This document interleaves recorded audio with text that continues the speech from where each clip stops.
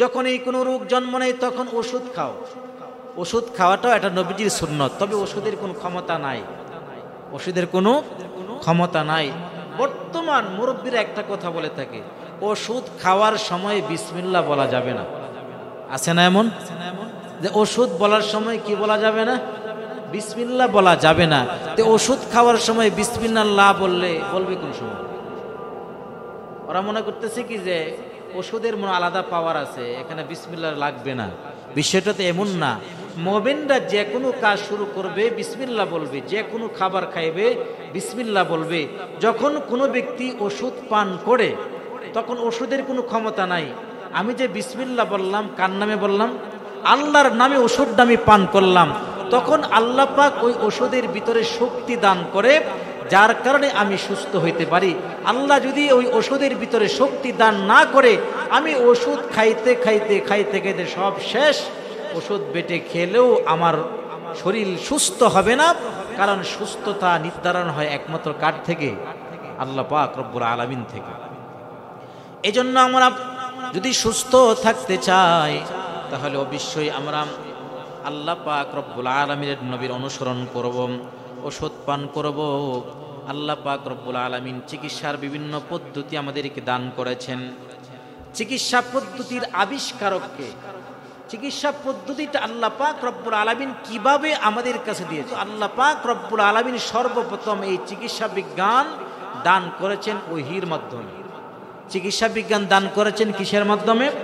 ওহীর মাধ্যমে আল্লাহ পাক এই চিকিৎসা বিজ্ঞান দান করেছেন। হযরত সুলাইমান আলাইহিস সালাতু ওয়াস সালামের নাম শুনেছেন? হযরত সুলাইমান আলাইহিস সালাতু ওয়াস সালামের একটা মুজিজাও ছিল। আল্লাহর পয়গম্বর হযরত সুলাইমান আলাইহিস সালাম যে কোনো গাছের সামনে তিনি দাঁড়াই ইবাদত করতেন, নামাজ পড়তেন। নামাজ পড়ার পরে তিনি ওই গাছকে জিজ্ঞেস করতেন, ওই গাছ তোর নাম কি? তখন গাছ তার নাম বলে দিত। কারণ এক একটা গাছের তো একটা নাম আছে, কি বলে নাম আছে না? কাঁঠাল গাছ, আম গাছ, নিম গাছ, গাছের তো নাম আছে। হযরত সুলাইমান আলাইহিস সালাম বলতেন, ও গাছ তোমার নাম কি? তখন গাছ বলতো আমার নাম অমুক। আবার জিজ্ঞেস করতো তুমি কোন রোগের কাজে লাগো? তখন ওই গাছ বলে দিত আমি এই রোগের কাজে লাগি।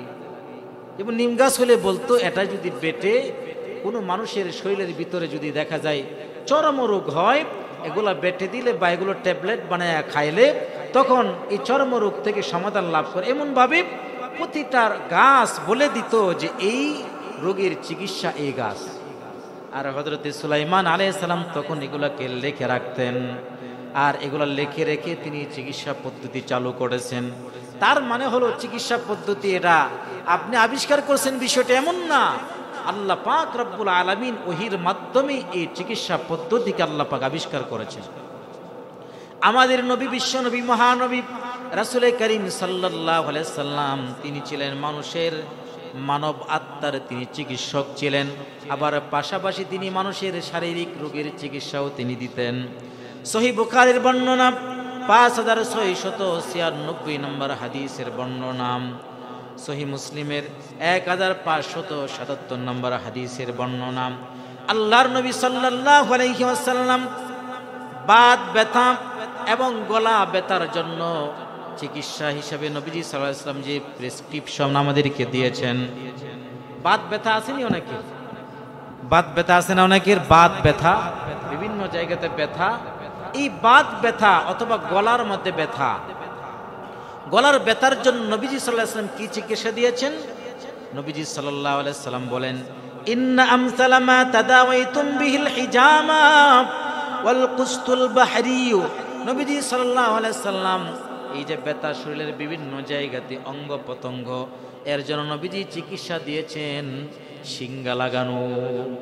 শিঙ্গা লাগানোর দ্বারাতে এই জায়গা থেকে যেই বিষাক্ত রক্তটা আছে, এই বিষাক্ত রক্ত চলে যায়, তখন শরীরটা একদম হালকা হয়ে যায়, ব্যথা বেদনা কমে যাবে। এটা নবীজি প্রায় ১৫০০ বছর আগে বলেছেন। কিন্তু আজকের চিকিৎসা বিজ্ঞান বলে যদি শিঙ্গা লাগায় তাহলে মানুষ বিষাক্ত রক্তগুলো দূর হয়ে যায়, মানুষ সুস্থ থাকে। এরপরে ২ নম্বর হলো কুস্তে বাহারি। এটা কি কুস্তে বাহারি? কি এটা? হলো সাদা এক ধরনের কাঠ, অনেকে এটাকে বলে থাকে চন্দন কাঠ। চন্দন কাঠের নাম শুনছেন না? এই চন্দন কাঠ কারো যদি গলা ফুলে যায়, তাহলে এই চন্দন কাঠটা হলো ওই গলার রোগের, বা গলা যদি ব্যথা করে এই রোগের চিকিৎসা হলো এই চন্দন কাঠ। তাহলে নবীজি সাল্লাল্লাহু আলাইহি ওয়াসাল্লাম ১৫০০ বছর আগে আমাদের বাত ব্যথা এবং গলা ব্যথা, গলা ফোলা, এগুলোর চিকিৎসা নবীজি আগেই বলে গিয়েছে। সুতরাং আপনি ডাক্তার, আপনি গাছের আবিষ্কার করেছেন, এই গাছ দিয়ে এই রোগ, এটা আপনার কোনো যোগ্যতা না, বরং আপনি এগুলো গবেষণা করেই এগুলো পেয়েছেন। ২ নাম্বার, নবীজি সাল্লাল্লাহু আলাইহি ওয়াসাল্লাম চক্ষু রোগের জন্য কি বলেছেন দেখেন।